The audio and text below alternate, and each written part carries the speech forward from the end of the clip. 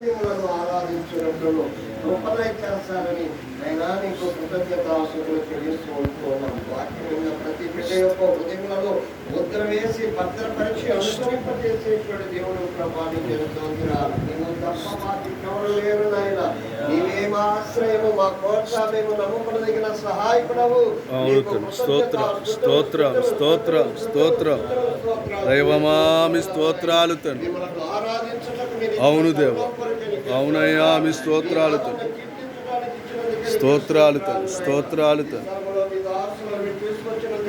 అవును దేవా మీ స్తోత్రాలు తండ్రి. స్తోత్రం స్తోత్రం స్తోత్రం. అవునయ్యా మీ స్తోత్రాలు తండ్రి. స్తోత్రాలు తండ్రి. అవును దేవ, అవును దేవ.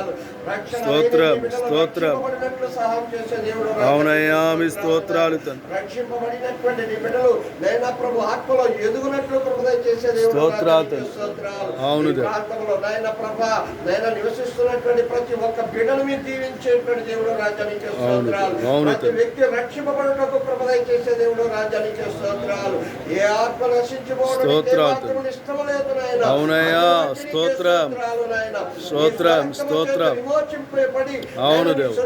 చేసుకునే దేవుడు రాజ్యానికి. అవునయ్యా స్తోత్రాలు తండ్రి. స్తోత్రం స్తోత్రం. మీ యొక్క పరిశుద్ధాత్మ కార్యాలు ఇంకను ఆశ్చర్యకరంగా జరిగించి అవును దేవ. నమ్ముచు ఆమేన్. స్తోత్రం. అవును దేవ, అవును దేవ.